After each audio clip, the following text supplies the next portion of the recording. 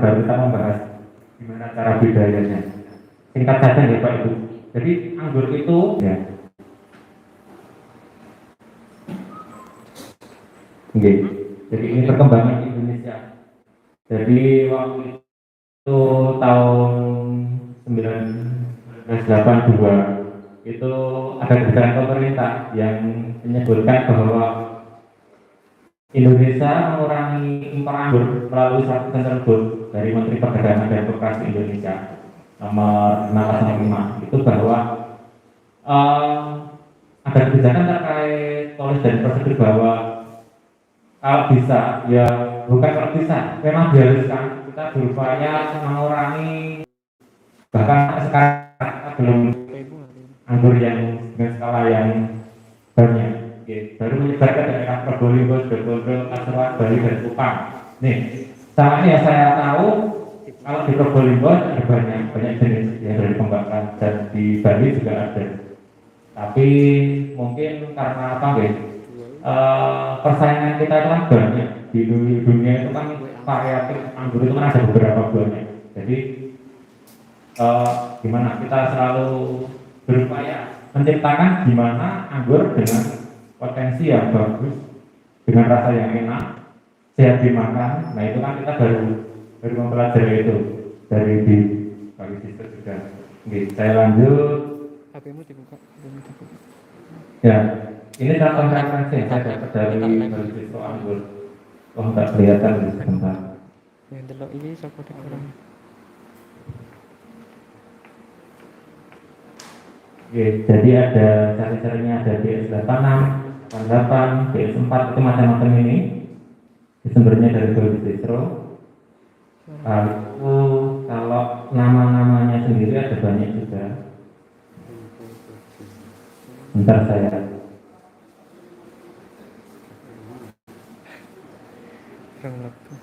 Nah, Probolinggo Biru, Lagar Jatan 1 itu dulu dibudidaya sejak tanggal diterima 1956. Jadi sangat lama sekali. Terus ada jenis Isabella yang sekarang terkenal dengan untuk bahan rostoknya. Itu duluannya juga dari Probolinggo. Itu sekarang sudah terkenal di Indonesia dari Isabella, dari Master dan macam-macam. Nah, ini ada syarat tumbuh.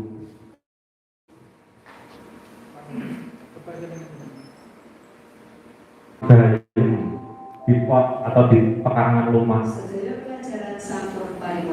Ada yang dirawat beneran, nggak hidup-hidup. Ada yang cuma kan gitu malah subur, daunnya subur. Nah itu kan apa ya? Kita selalu meneliti, bertanya-tanya, kenapa kok ada yang kita rawat banget itu kok malah tidak menimbulkan apa ya, memberikan dampak yang baik terhadap apa yang kita inginkan. Ada yang dirawat malah mati, yang dibiarkan malah hidup. Nah itu mari kita pelajari kenapa kok bisa. Nah dari sisi lain itu mungkin kehendak Allah, cuma kan kita secara ilmiah, secara berdasar pendidikan kita mempelajari itu kenapa.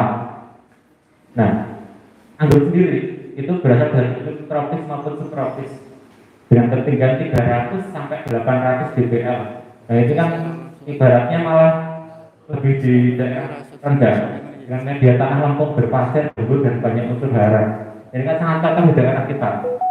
Kita ada gembur berpasir, banyak unsur haranya dengan keasaman tanah 6 sampai 7. Suhu udara 10 derajat sampai 35 derajat Celcius itu sangat cocok di tempat kita. Nah, kelembapan udaranya 75 sampai 80% dengan sinar matahari minimal 6 jam per hari.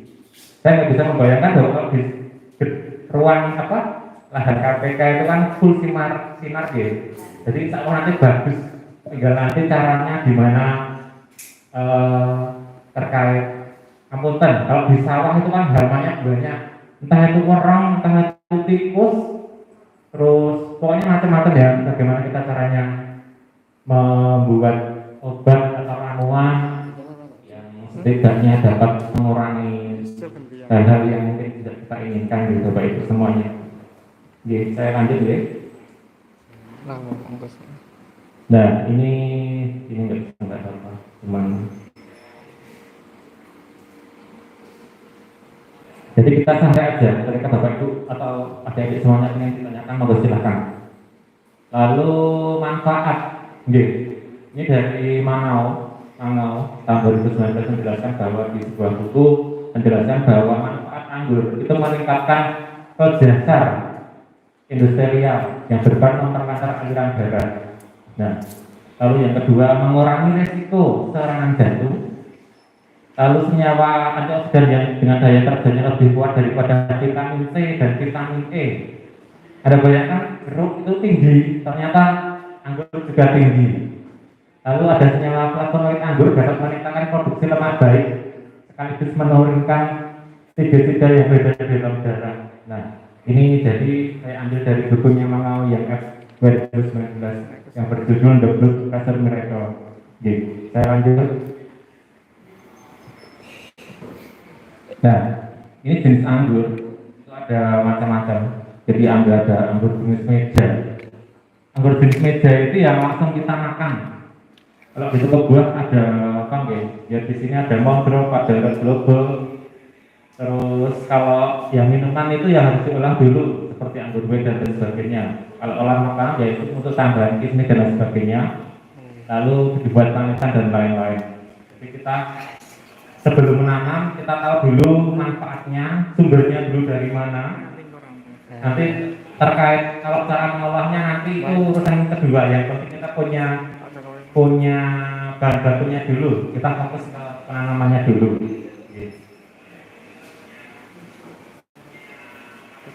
Lalu yang selanjutnya ada persiapan lahan.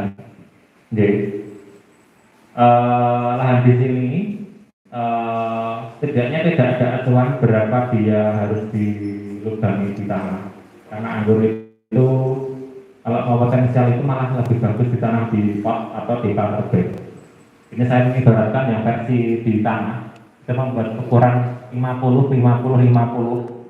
Jadi panjang lebarnya 50, kedalamannya 50. Atau nanti bisa tempatnya. Kalau tempatnya sempit ya lebih enggak apa. Lalu yang kedua, jika memilih metode pot itu minimal 60 sampai 80 cm atau planter bag ukuran 75 sampai 100 liter. Jadi saya kemarin tanya Pak Didung, Pak Didung planter bag yang ditanam di SMP 2 Sedayu berapa nggih ukurannya? Dia menjawab 150 liter. Nah itu sudah lebih dari cukup. Jadi nggak apa-apa, bagus. Nah, ini media tanamnya yaitu media tanah, sekam bakar, kompos, dan perbandingan 1:2. Jadi ketika tanahnya ukurannya 1, sekam bakarnya 1, baru komposnya yang ini diperbanyak. Tapi tidak kemungkinan kalau mau sekamnya diperbanyak juga nggak apa-apa. Cuma nanti resikonya kita harus sering menyiram. Jangan sampai sudah dirawat bagus, tapi telat nyiram. Nah itu kan nanti jadi masalah. Lalu yang selanjutnya adalah kotoran hewan belum fermentasi sempurna tidak dianjurkan. Persepsi mindset orang sini itu kalau dikasih pupuk, misalnya dari kotoran hewan sapi atau intel dari kambing itu dikasih banyak, berharap tanamannya subur. Padahal bukan demikian, Kalau belum difermentasi itu akan menimbulkan banyak masalah. Yang pertama adalah hama. Jadi kalau kumbang itu biasanya suka di tempat-tempat yang bau dari kotoran hewan itu, dia akan bertelur di situ. Jadi kebiasaan orang-orang sini kalau nanam itu langsung dikasih kotoran hewan, padahal belum difermentasi. Nah kita nanam sekarang, 3 bulan setelahnya kok akarnya kok mati, lalu pohonnya kok setak, kenapa? Setelah diteliti, dibongkar ternyata banyak uretnya. Nah itu biasanya media tanamnya dulu yang digunakan itu belum fermentasi, jadi belum siap tanam. Lalu yang selanjutnya, nah ini cuma contoh gambaran aja. Tapi kalau disebutkan perbandingannya 1:1, jadi misalnya ini gampangannya. Kalau 1:2 sekam bakar misalnya 1, yaitu 1 sendok, misalnya 1 sendok, misalnya satu takaran, 1 gelas, terus Nanti perbandingannya yang media bakat, kan bakat juga satu, baru komposnya juga. Itu ibaratnya kalau ada 3 gelas, 4 gelas ya, jadi 1, 1, 2 seperti itu. Tapi kalau mau diperbandingkan yang di pot besar, ya itu tinggal menyesuaikan berapa skop, berapa jumlahnya yang dikira-kira aja. Gitu. Lalu selanjutnya,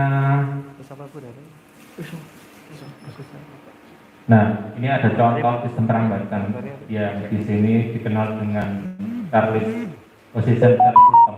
Jadi anggur itu perambatannya ada macam-macam. Saya lebih menekankan di sini lebih ke vertical fertilization, jadi dia model Charles. Jadi buah itu nanti kita ngerawatnya gampang, tidak terlalu tinggi dan tidak terlalu rendah. Jadi misalnya mau dirawat, diset, itu lebih gampang. Saya lanjutkan. Nah ini contoh sistem perambatannya. Mungkin Bapak Ibu apunten belum paham apa itu single cordon, double cordon, ada head, ada sepur. Nanti saya menjelaskannya di lapangan saja pas ada pohonnya. Jadi single cordon dan double cordon itu tergantung anunya Bu. Cabang apa nih? Cabang primer, sekunder, tersier. Jadi ketika ada tanaman anggur pertama ditanam, itu namanya cabang primer. Cabang primer itu yang seperti ini. Ini satu primer, yang ini satu primer. Lalu dia bertunas lagi, itu namanya sekunder. Nah, cordon itu artinya sekunder. Lalu yang selanjutnya itu tersier. Nah, itu biasanya munculnya ditambah di batang tersier ini. Itu menyesuaikan yang single atau yang double. Nah, nanti saya lihat namanya kondisinya di lapangan. Kalau misalkan tepatnya luas nanti bisa di double cordon. Tapi kalau terbatas nanti bisa di yang single cordon. Jadi cukup satu cabang sekunder, nanti kita hidup-hidupkan yang cabang tersiernya. Tapi nanti kalau dari sisi buah memang bagus yang double. Cuman kita harus juga memperhatikan nutrisi yang diberikan. Kalau terbatas ya lebih baik single cordon. Dia lebih fokus, dia nanti buahnya lebih besar-besar. Kalau yang export dan cordon ini itu yang di luar negeri itu kadang nggak pakai penyangga. Jadi pohonnya kayak dipotongi, jadi ada short kur seperti itu. Nanti dia buahnya di situ. Tapi dampak kita biasanya eman-eman. Itu udah besar, terus dibentuk cabang, dipotong, gundul, nah seperti itu. Padahal kalau mau bikin bibit yang bagus, pohon ilmuwan yang bagus itu harus dibentuk dari awal. Jadi dibentuk, dipotong itu nggak apa-apa. Memang kayak gitu caranya. Kalau mau yang mau ditanyakan silahkan ditanyakan, nggak apa-apa. Nah ini yang saya sampaikan tadi, Makassar. Cabang primer satu yang pokok utama dan ini. Nah, kalau dia mempunyai tunas itu namanya cabang sekunder, baru cabang tersier. Biasanya secara teori buah itu muncul di cabang tersier, tapi tidak menutup kemungkinan apabila tanamannya itu subur, itu buah itu nggak selalu di cabang tersier, bisa di cabang sekunder. Bahkan kalau sangat subur kita motong di 8 sampai 12 di setelah masa tunas yang batang sekunder. Tapi kalau yang full pruning itu yang dipotong dari batang sekunder cuma disisakan 2 sampai 3 batang tunas dipotong habis. Nanti biar Bapak Ibu nggak bingung, saya jelaskan waktu di lapangan nggak total.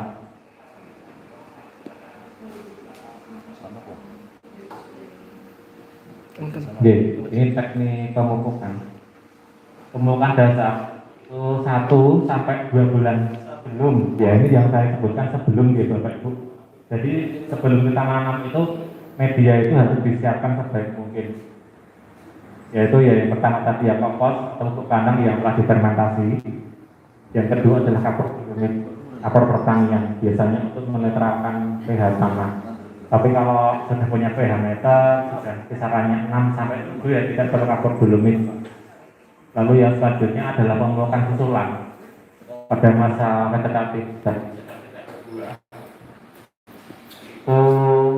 pemupukannya dari NPK seimbang. Kalau biasanya di buku pertanian ada seksi 16, 16, 16. Dilanjutkan nanti masa generatif tumbuhan ditambah dengan, nggak ditambah tapi diganti apa, dengan NPK yang tinggi P dan K. Nanti ada seksi 16, 20, 16. Jadi unsur P sama K-nya lebih tinggi. Jadi misalnya NPK itu N-nya 16, P-nya 16, K-nya 16. Kalau masa generatif P dan K-nya lebih tinggi kan. Jadi nggak cuma 16 tapi ada yang 20, ada yang lebih. Seperti itu Bapak Ibu. Jadi teknik pemupukan itu juga tidak sama. Nanti menyesuaikan dengan pupuk yang digunakan. Jadi kadang si A nanam dan si B juga nanam, pupuknya sama, bibitnya sama, tapi hasilnya berbeda. Itu kenapa? Nah itu tapi juga menyesuaikan tergantung gimana nanti si pohon itu akarnya bisa menyerap tanaman dengan baik atau tidak, contoh perawatannya ya Bapak Ibu. Terus saya lanjutkan. Oke. Sebelum sesi ke lapangan, monggo silahkan kalau mau tanya jawab ilmu yang saya beri. Mungkin ada yang mau disampaikan, monggo silahkan Bapak Ibu. Kita santai aja. Oke, monggo Ibu.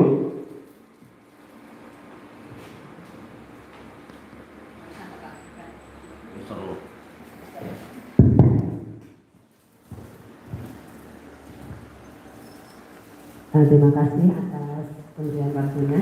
Sebelumnya Assalamualaikum warahmatullahi wabarakatuh. Waalaikumsalam warahmatullahi wabarakatuh. Kebetulan prinsip saya hidup adalah belajar. Untuk itu pada kesempatan kali hari ini saya juga belajar tentang budidaya tanaman anggur ini, dan kebetulan saya juga sudah belajar menanam. Kebetulan sudah sekitar 4 bulan dan sekarang sudah mencapai sekitar 8 meter. Ini yang bisa saya sampaikan. Kemudian sudah tumbuh tadi tunas sekunder dan tunas tersier sepertinya. Namun pada kesempatan kali ini belum kami laksanakan untuk pemotongan, pemangkasan maksud kami, karena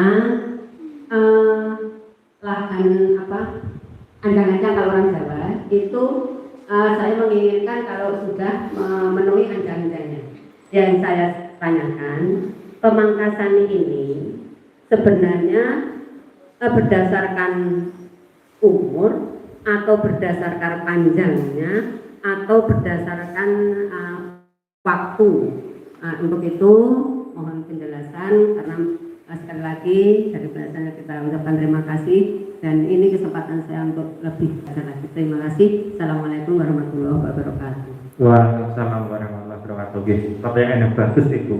Jadi kita nanam, kita mau mangkas itu nggak tahu kapan waktunya mangkas. Seperti yang saya sudah tadi di awal, bahwa ketika kita mau bentuk tajuk ranting, itu ada 2 metode. Yang pertama, dibiarkan dulu sampai tinggi, sampai rimbun, baru nanti waktu kita mau pembuahan kita potong. Ada yang short pruning, ada yang long tadi, ada yang dipotong 2 mata tunas dari batang sekunder yang short, ada juga yang pakai versi panjang dari 8 sampai 1200. Menyesuaikan di tempat jenengan itu. Kalau ibu sudah merasa tanaman itu sudah siap buah, itu dipotong nggak apa-apa. Jadi batangnya kira-kira sebesar apa nggih? Batang pensil ya ibaratnya kalau mau bagus ya sebesar pensil warna itu nggak apa-apa, dengan catatan tua gitu Bapak Ibu. Kalau masih muda seperti itu. Jadi, tetapi kalau mau dibentuk dari awal,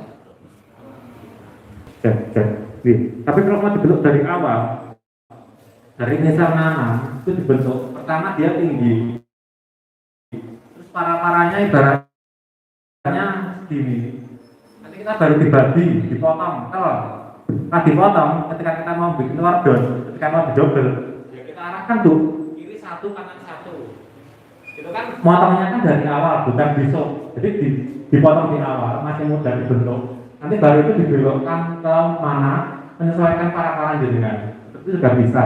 Jadi ada dua opsi. Tapi kalau sudah rimbun, itu nanti malah susah. Mana yang tersier, mana yang sekunder, rimbun sekali. Jadi kalau mau potong malah kadang eman-eman. Masuknya subur, nanti mau tak potong, mau tak potong nggak bisa. Jadi mana? Nah itu tinggal biasanya kalau sudah ruwet menurut ibu itu dari batang sekunder itu ada kabelnya dipotong aja. Kalau mau panjang ya versi 8 atau tunas sampai 12. Kalau mau pendek ya 2 sampai 5 nggak apa-apa. Nah tunas itu yang dimaksud yang ketika nanam itu kan ada tunas air bu namanya sebelah daun itu loh. Nah itu nanti yang dihitung dari situ, dipotong dari situ. Nanti saya jelaskan waktu nanam nggak apa-apa. Jadi mungkin itu ibu kalau mau ditanyakan lagi monggo silahkan. Monggo bu. Terima kasih mas. Yang saya tanyakan yang pertama, dalam lingkungan normal itu pohon anggur itu bisa berbuah itu usia berapa bulan? Terus yang kedua, pemotongan cabang-cabang tadi, mas, itu apakah mempengaruhi kualitas buahnya atau mempengaruhi banyaknya buah? Karena pada kemarin workshop buah jambu itu kalau buahnya kepingin kualitasnya bagus itu dikurangi jumlahnya buah itu supaya buahnya semakin besar dan kualitasnya semakin bagus. Apa hal itu juga berlaku pada tanaman buah anggur ini? Yang selanjutnya untuk pemupukan, misalkan buah anggur itu sudah selesai berbuah atau selesai panen, untuk kembali meregenerasi lagi itu apa cukup pemupukan selanjutnya atau seperti dari awal, dari pemotongan tunas dari awal, atau hanya lanjut dengan menambah pemotongan tunasnya atau cukup pemupukannya saja? Ya. Itu terima kasih. Oke, siap. Jadi kebetulan saya itu kan dulu awalnya tidak hobi dengan tanaman, tetapi ya di kantor itu urusan pengabdian, penelitian dan kerjasama. Juga saya opsi cari hobi yang beda. Saya waktu itu suka tanaman. Saya di rumah suka tanaman langka seperti buah ini, anggur, tanaman-tanaman langka lainnya, punya bintang banyak di rumah. Nah, pernah suatu ketika ditanya orang, Mas, saya beli dari bibit jenengan, itu berapa lama bisa berbuah? Nah, itu ibaratnya beliau itu nantang saya. Kalau bisa berbuah kan urusannya sama betapa yang memberikan buah bukan saya. Tetapi secara teori saya bisa menjelaskan bahwa selama ini menurut pengalaman buah itu bisa tumbuh itu paling cepat 8 bulan. 8 bulan itu hidup. Tapi teorinya orang itu minimal setahun. Tapi itu tidak menjadi acuan. Kadang yang ditanam bertahun-tahun sampai dulu pernah pokoknya lebih dari 5 tahun nggak berbuah juga banyak. Nah itu karena ya itu tadi tidak diturunin, tidak tahu cara pemangkasannya, pupuknya apa belum tahu, ya seperti itu. Jadi kalau ditanya berapa lama kira-kira sesuai ukuran normal anggur itu bisa berbuah, saya bisa menjelaskan paling cepat 8 bulan. Itu dengan catatan pohonnya sudah layak buah, maksudnya batangnya sudah minimal ya sudah warna dan itu sudah ada coklat model kayu yang itu bisa dibuahkan. Tapi kalau orang awam biasanya 1,5 tahun baru berbuah tuh, itu yang pertama. Jadi yang mempengaruhi adalah kondisi batangnya sendiri dan kondisi anggurnya. Lalu yang selanjutnya setelah dipotong berbuah untuk meregenerasi itu berapa lama atau gimana tadi buatnya teman-teman? Iya, setelah kan sudah panen pertama, ya, sudah kita petik. Nah, untuk mau menuju supaya kita berbuah lagi kan mungkin butuh jeda Ya, betul. untuk penyuburan dulu Oke. atau langsung diprogram Ya. lagi seperti itu? Ya, sebenarnya seperti ini. Kalau di tempat kita, kalau kasih dua itu kadang ada yang berharian itu. Jadi yang cabang sini dipotong berdua, nanti dia sampai matang. Yang cabang sini gantian dipotong. Jadi tinggal misalkan pupuknya, tinggal ditinggikan yang kalium biar yang kuat sama rotok sama P-nya juga tinggi. Tapi E-nya dikurangi nggak apa-apa. Tetapi kalau mau bareng pas kurang dipotong itu nggak apa. Cuma nanti konsekuensinya kalau misalnya di musim hujan dipotong semuanya, dilalai panasnya kurang, terus tanahnya terlalu becek sehingga dia busuk, lalu tunasnya nggak keluar, dia kan malah mati seperti itu. Kalau yang di model-model anggur yang kelasnya lebih tinggi biasanya lebih susah seperti itu. Jadi kapan waktu generasi pemberian pupuk itu terus-terusan nggak masalah. Itu kalau versi ilmiah nih. Tapi kadang ada orang yang takut punya organik, nah itu sudah bisa. Tapi nanti ada metode sendiri. Seperti tempat saya menangani kampung Lumbung Mataraman di tempat saya itu juga mereka maunya organik.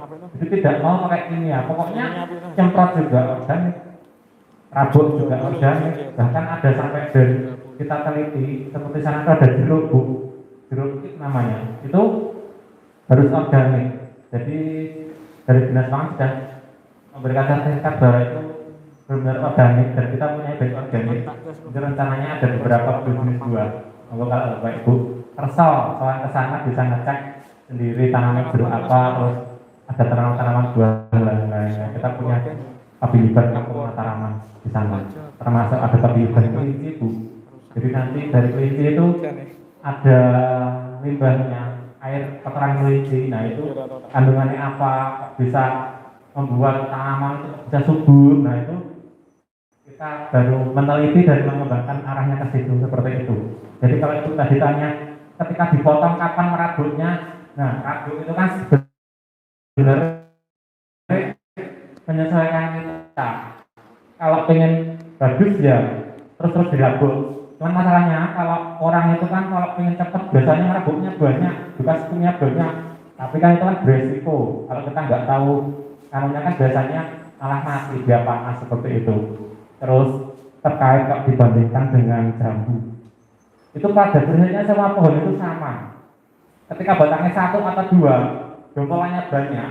Kalau nutrisi ya diberikan kepada pohon tersebut tidak seimbang, otomatis ya buahnya tidak maksimal.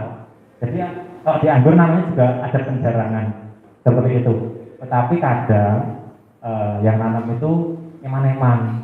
Wah sudah bunga banyak, terus rimbun atau penjarangan eman-eman. Bahkan penjarangan itu kan harus dipotong, dibuang, itu kan eman-eman. Ini padahal itu bagus. Yang pertama adalah nanti kualitas buahnya tidak saling berdempetan. Jadi mengurangi busuk. Kalau kadang kan berdempetan busuk, menekan dia bikin busuk, bikin dan sebagainya. Tapi kalau dikurangi, nanti dia bisa maksimal buahnya seperti itu. Jadi prinsip pembuahan biar potensial antara jambu dan anggur itu hampir sama seperti itu. Kalau tanpa penjarangan buahnya banyak seperti tadi. Kalau nutrisi yang diberikan itu mencukupi ya nggak masalah seperti itu. Tapi kalau kira-kira pupuknya terbatas, lalu pengen buahnya banyak, tapi pupuknya sedikit ya hasilnya nggak begitu banyak, cuma sedikit akan. Bagus silahkan. Ya. Apa yang menyebabkan buah anggur itu kok buahnya meletek-meletek? Ya. Itu yang pertama. Oke. Terus yang kedua, pada pohon anggur, kemarin saya pas main di tempat Mas di Bekasi itu, kok di batangnya itu kulitnya malah dipeleti. Itu fungsinya buat apa? Oke. Atau itu memang harus seperti itu? Ya, terima kasih. Oke, yang pertama unsur anggur kerak namanya kalau kita memahami pecah itu ada beberapa banyak faktor. Yang pertama ketika ibaratnya kita minum es gelas, tetapi karena suhunya gelasnya panas dan dikasih es kan dia pecah. Itu yang pertama.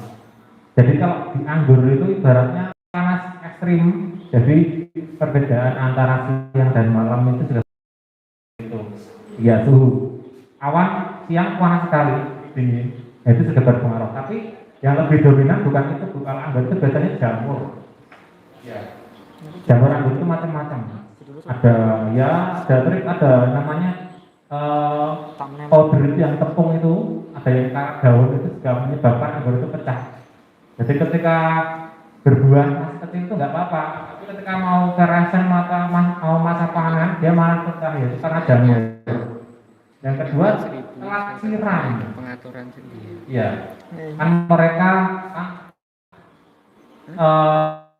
butuh nutrisi air yang banyak, ketika ya dari bawah. Untuk pengalaman selama ini yang saya pelajari itu lebih banyak pengaruhnya karena jamur. Jadi lebih aman dibungkus pakai alas bungkus. Ya kasa itu beli di toko pertanian banyak, murah. Bukan pakai plastik. Kalau plastik nanti dia malah lembab di dalam kayak umam gitu. Jadi kalau Sejak usia berapa? ya sejak kapannya kalau mau bagus memang dari kecil.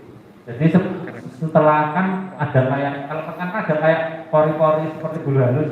Kalau apa liaran ini kita sudah kentalnya sudah bisa ya sudah kayak jambu itu kan ada kayak apa nggih duri-duri lembut itu, kalau dia sudah otak baru dikasih kebungkus nggak apa seperti itu. Mungkin adik-adik monggo silakan. Yang tadi dikatakan tadi. Gimana? Oh iya, mohon maaf. Yaitu salah satu antisipasi anggur supaya pohon anggur supaya tidak terjadi penyakit itu salah satunya. Jadi kalau di kelopak itu kan dia kulitnya itu kan kering, itu dia mengurangi jamur sebenarnya. Sama, dia cuma anti jamur. Kadang ada putih-putih kayak ada penyakit yang kutu itu loh Bu. Kalau di kelopak itu kan nanti dia juga hilang. Jadi untuk mengurangi jamur sebenarnya itu. Dan pertumbuhannya juga semakin cepat. Kalau di kelopak itu nggak bakal mati kelopaknya itu. Ya. Tetapi kalau mau ekstrim, kalau mau dikelopak belum pecah nanti ya malah beresiko kan dia ibaratnya kita ngelopak kulitnya yang belum siap pecah seperti itu. Memang seperti itu teorinya. Di luar itu juga dikelopak seperti itu. Tetapi kalau di tempat kita kalau di musim hujan disarankan ngelopak. Tapi kalau di musim kemarau dikelopak tidak masalah. Cuma intinya kalau ada potensi jamur perlu dikelupas ya dikelupas. Tapi kalau tidak dikelupas juga nggak apa-apa.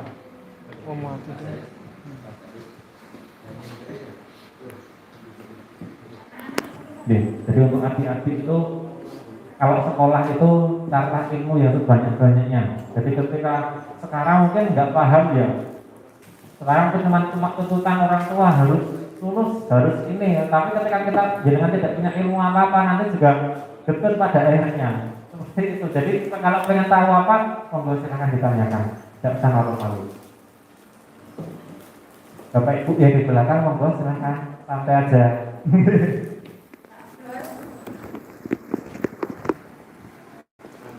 Kalau yang di dalam Tinder ini kita cukup, kita nanti pindah ke versi yang di sana. Gitu. Tapi monggo silakan di sini diselesaikan dulu. Monggo silakan. Gimana Bu? Oh, gini. Di tempat saya itu saya tag kebun pink Banjarwaru. Kebun pink Banjarwaru itu di Google Maps ada. Kebun pink Banjarwaru. Jadi ketika Bapak Ibu ngetik di sini,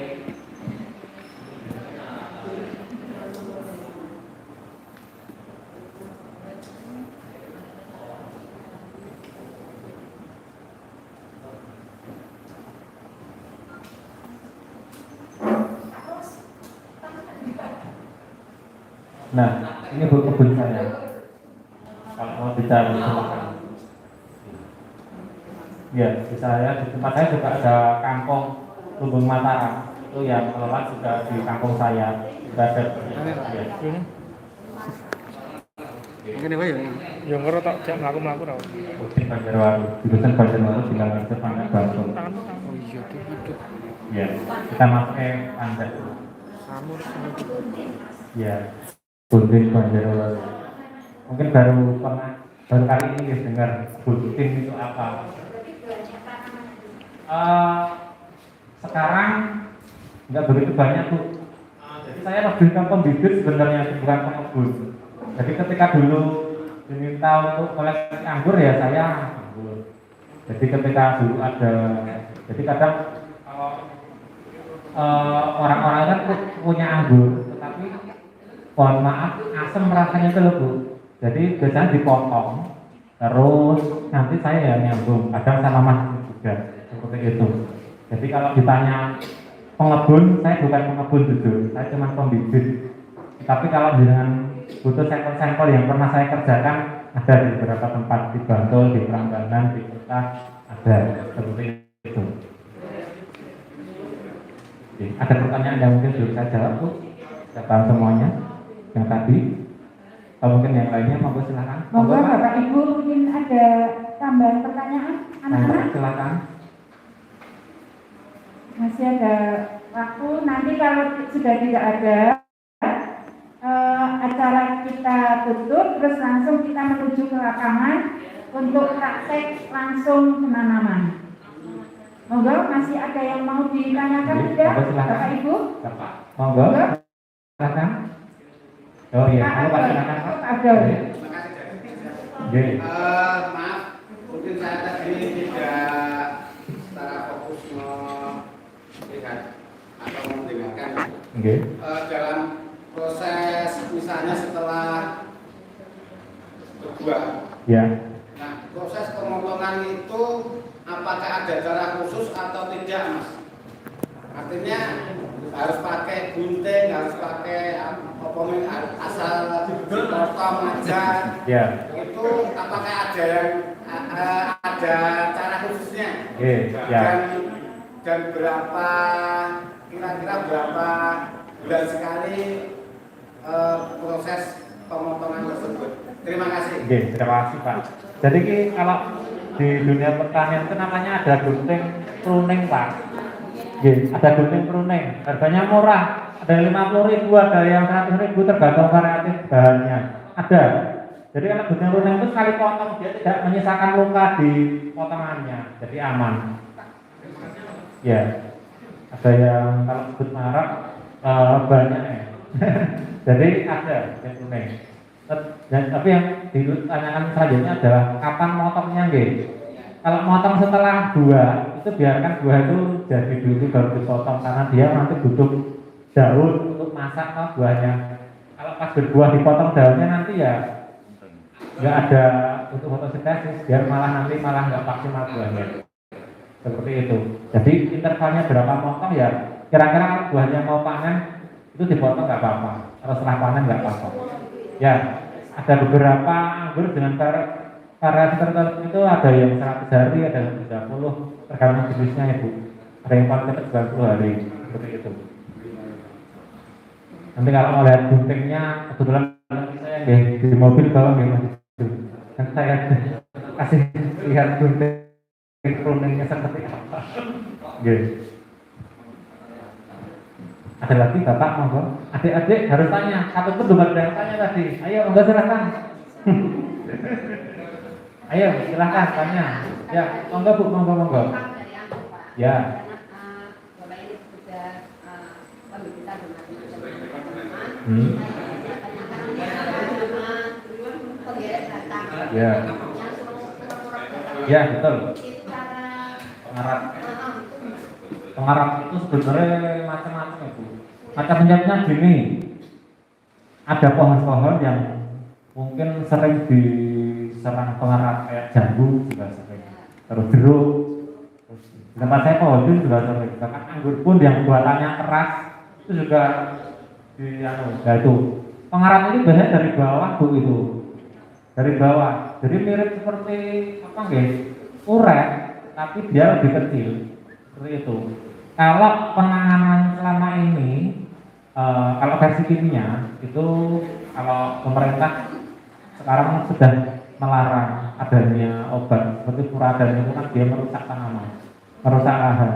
Jadi antaranya menggunakan sama mengolah tanahnya supaya meregresi supaya berdagang susah. Jadi kalau saya lebih ke obat kimia, kalau saya itu merek ya, pengalaman saya pakai Bu, Termicon. Jadi saya semacam obat kayak nanti disampaikan itu juga bisa, pakai diaseran juga bisa. Jadi kalau misalnya jambu terus sering busuk, itu jambunya itu dibor saja, dibor miring. Lalu dia kita suntikkan diasenon atau Termicon nanti bagus lagi. Dengan catatan pas tidak berbuah. Nanti takutnya kalau mengasih residu yang terserap oleh tanaman itu kita makan malah membahayakan. Jadi kalau mau nyemprot atau mau memberikan obat kalau bisa pas jangan berbuah. Itu bisa dilihat dari indikator daunnya. Kalau seperti jambu itu kalau daunnya luntung rusak itu pasti nanti buahnya ada uratnya. Tapi kalau kita kasih obat nanti tunasnya dari pucuk itu sudah bagus, berarti dia insya Allah sudah mati yang di batangnya seperti itu berlaku nggak cuma jambu tapi tanaman lain juga seperti itu. Oke. Monggo silakan yang lain. Iya, monggo Pak silakan. Untuk kriteria seandainya nanti pohon itu sudah tumbuh, sudah berbuah, kapan waktunya bisa digunakan untuk membuat stek bibit, Mas? Oh ya ini berarti arahnya sudah tidak budidaya, tapi memperbanyak kita. Cara memperbanyak anggur itu juga macam-macam. Ada yang versi cangkok, ada yang versi stek, ada yang versi grafting, itu macam-macam. Kalau di tempat saya itu kalau masa pruning itu kan dari dibuang tunasnya itu bisa disambungan dengan jalan sudah berbuah seperti itu. Jadi kalau ditanya kapan itu ya selera kita. Kalau mau dipotong nggak ada yang gunanya cuma dibuang. Tapi kalau dipotong bisa disambung ya nggak apa-apa. Cuma dengan catatan kalau waktu motong cuma belum berbuah ya sama aja kita nanam dari batang biasa. Jadi lebih lama tapi nggak begitu lama seperti itu Pak. Jadi kalau ditanya kapannya kita misalkan kita kalau mau pruning monggo, terus punya dilalahnya di rumah punya anggur pecut kayak master atau apa mau disambung juga silahkan, itu bisa. Nanti kalau versi memperbanyak tanaman mungkin kita bahas di lain waktu nggak apa-apa karena itu harus praktek. Kalau teori itu beda, kadang teori seperti ini kalau nggak dipraktekkan nanti beda. Jadi kalau praktek gimana cara menyisirkan batang kelas yang bagus seperti apa itu kalau teori itu beda. Kadang jenengan baca teori dipraktekkan gagal itu banyak. Ya, biasanya seperti itu. Tapi kalau sambil praktek kita pelajari nanti insya Allah bisa seperti itu Pak. Jadi kalau tanya kapan itu tinggal misalkan kita kapan mau motong dan mau digunakan untuk apa. Kalau sekedar dipotong dibuang ya kapan-kapan bisa lagi mau siap juga seperti itu Pak. Terima kasih. Monggo, sampai yang lain silakan. Masih ada yang mau bertanya? Adik, monggo silakan. Adik kok diem, ada yang mau tanya?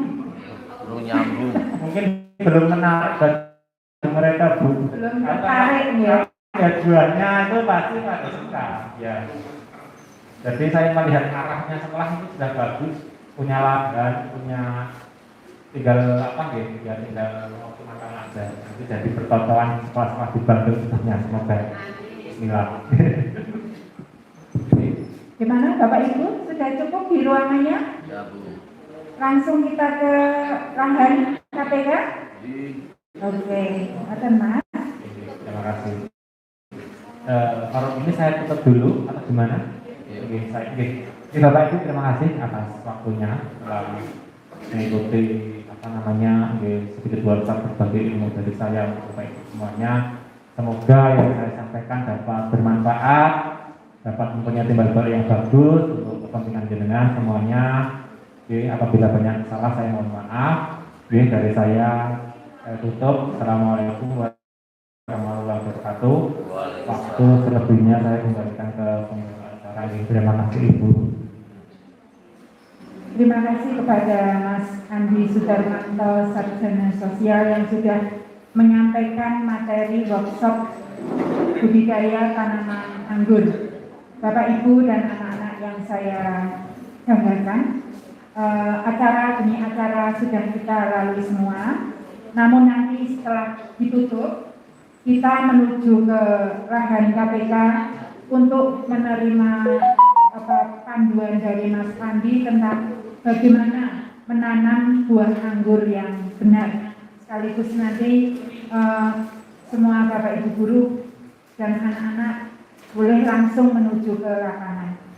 Bapak Ibu dan anak-anak yang saya hormati, di sini saya selaku pembawa acara memimpin jalannya acara workshop pada siang hari ini.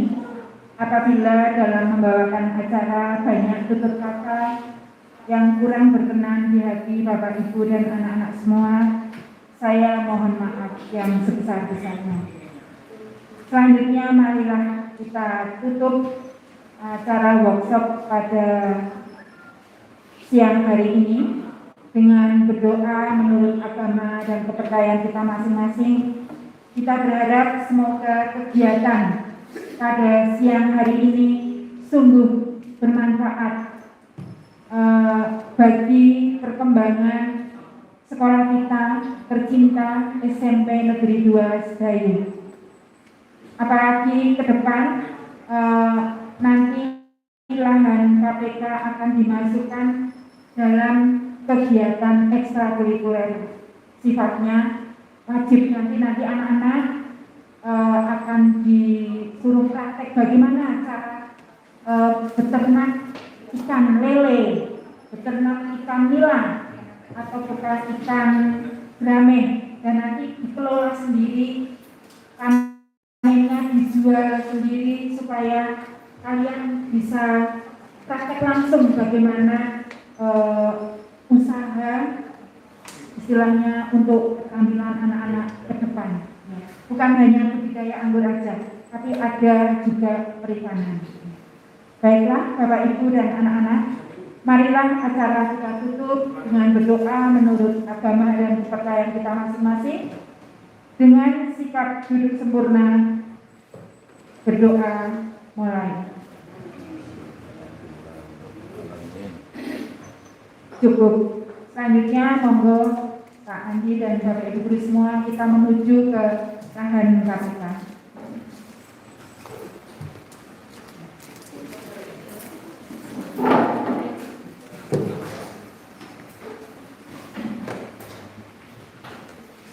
Yuk, kita pindah ke lahan.